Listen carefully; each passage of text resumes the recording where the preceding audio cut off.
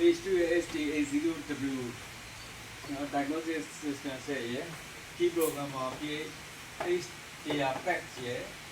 key programmer KC501 ရယ် key cutting machine PNC 91 machine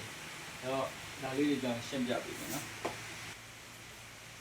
HT0W နဲ့ HT90 နဲ့ function တူတယ်နော် hardware မှာ7လက်မနဲ့column 10လက်မပဲကွာ software မှာတော့တူရှင်းပြပေး diagnostic file ဆိုရင်ဒီမှာကြည့်မယ်ကားမျိုးစုံသွားမယ်နော် software ဆိုလဲ update 3 year ပေးတာဖြစ်တဲ့အတွက် update လေးကိုနှိပ်လိုက်ရုံပဲ update တက်လာရင်တစ်ခုချင်း line မကောင်းရင်တစ်ခုချင်းနှိပ် line ကောင်းရင် update all နှိပ်လိုက်တစ်ခုချင်းနှိပ်လိုက်တာနဲ့ဒီ download ပြီးဆွဲမယ်အလုပ်လုပ်နေတော့မအားသေးဘူးပဲပြန်လိုက်ပါရတယ်ပြဿနာမရှိဘူးဒီ special function ထဲမှာ42ခုရှိတယ် immobilizer တော့လုပ်တဲ့လူတွေက immobilizer သုံးမယ်ဒါကတော့ကားမှာတခါတည်း on ပုံးနဲ့သွားတဲ့ကားမျိုးစားတွေအဲ့တော့ဒီ KC နဲ့ဘယ်လိုသုံးမလဲဆိုတော့ဆက်ပြမယ် K0501 programmer နဲ့အသုံးညင်နေဆိုရင် EFROM ကိုချိန်လိုက်ပါ KC နဲ့တွဲလိုက်ပါနော် EFROM adapter အဲ့တော့ EFROM သုံးမယ်ဆိုရင်ဒီမှာ EFROM ပါနော် EFROM မှာ KC501C Vans တွေသုံးလို့ရတယ်နော်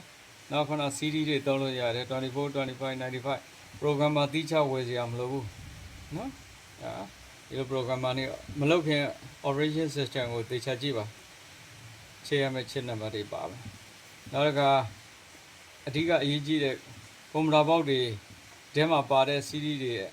သုံးမယ်ဆိုရင်တော့ MCU လို့ခေါ်တယ် MCU ထဲမှာဆိုရင် Viva ECU ကွန်ပျူတာဘောက်လဲမယ်ဆိုရင်နောက်ပိုင်းကားတွေကမလို့ဘူး KC နဲ့တွဲသုံးမယ်ဆိုရင်တော့ ECU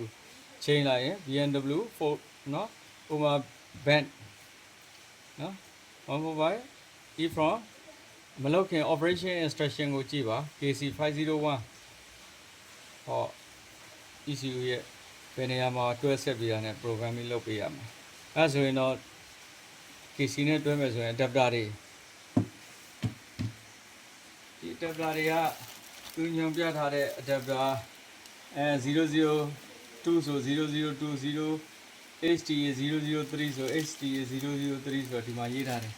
အဲ့ဒီကောင်နဲ့တွဲဆက်သုံးမယ်ဆိုရင်ဘယ် line နဲ့ဘယ် line ချိတ်ဆက်ရင်ဒီကောင် programming လုပ်ဖို့အရင်နေရှိတယ်အဲ့ဒါဒီအားလုံးဒီ function အားလုံးပါပါတယ်เนาะအဲ့ဒါကိုတခါတည်းစောင့်နေရအဲ့ဒါဒီအားလုံးကို pre order လုပ်ရမလို့တခါတည်းတက်တိုင်းနဲ့ဒီနေ့ငွေချေဒီနေ့ယူလို့ရရောင်းပြီးတဲ့နောက်ကလည်း technical support က fully service ပေးပါမယ်ဟုတ်ကဲ့